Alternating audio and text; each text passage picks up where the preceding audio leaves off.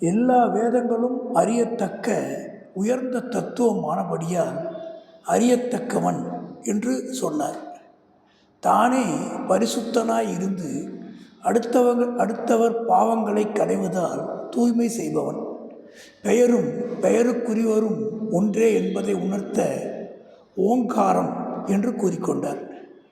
வேதங்கள் பகவானிடமிருந்து வெளிப்பட்டவை. எல்லா வேதங்களாலும் அவர் அறியப்படுகிறார். ஆகவே வேதங்களை தனது ஸ்வரூபம் என்று குறிப்பிட்டார்.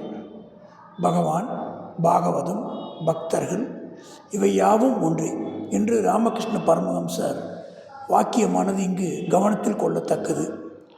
அனைவருக்கும் புகலிடம், கைமாறு கருதாமல் உதவி புரியும் நண்பன், இந்த உலகம் தோன்றுவதற்கும் ஒடுங்குவதற்கான காரணம், நிலையான தங்குமிடம், அடையத்தக்க பரமபதம், காத்து போஷிப்பது, எல்லோரையும் போஷிப்பது, போஷிக்கிறதுனா பாதுகாக்கிறது, எல்லாவற்றுக்கும் இருப்பிடம், வித்து நானே அப்படின்னு சொல்கிறார்.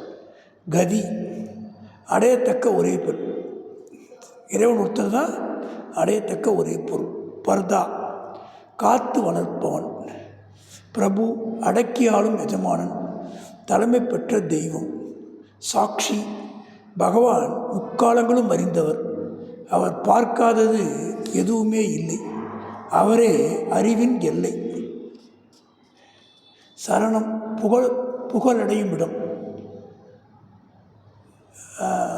சுக்ருத், பிரதிபலனை எதிர்பாராமல் உதவுறவர். பிரபவ, அகில உலகிற்கும் உற்பத்தியாகும் இடம்.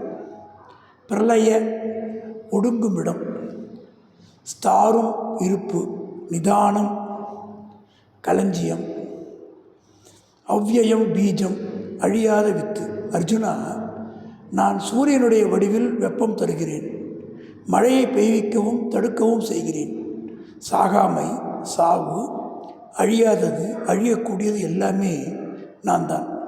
3 வேதமும் அறிந்தவர்கள் என்னை யாகங்களில் உபாசித்து சோமபானம் அருந்தி சொர்க்கம் அடைவதை வேண்டுகிறார்கள். அவர்கள் புண்ணியத்தின் பயனாய் தேவர் உலகை அடைந்து திவ்யமான தேவபோகங்களை அனுபவிக்கிறார்கள். அவர்கள் தேவலோக சுகங்களை அனுபவித்து புண்ணியம் தேய்ந்த பின் மண்ணுலகை அடைகிறார்கள். 3 வேத நெறிகளை கடைபிடிக்கும் போக பற்றுடையவர்கள் இவ்விதமாக பிறப்பும் இறப்பும் அடைகிறார்கள். கர்ம பலனில் ஆசை வைத்தவர்களின் நலனை தாமே ஏற்று கவனிப்பதாய் பகவான் கூறுகிறார். எனக்கு அந்நியர் அல்லாராய் என்னையே தியானித்து கொண்டு எவ்வித பலனையும் எதிர்பாராமல் உபாசிக்கிறவரே அவருடைய யோகத்திற்கான சாதனங்களை நானே வழங்குகிறேன் அப்படின்னு சொல்கிறார்.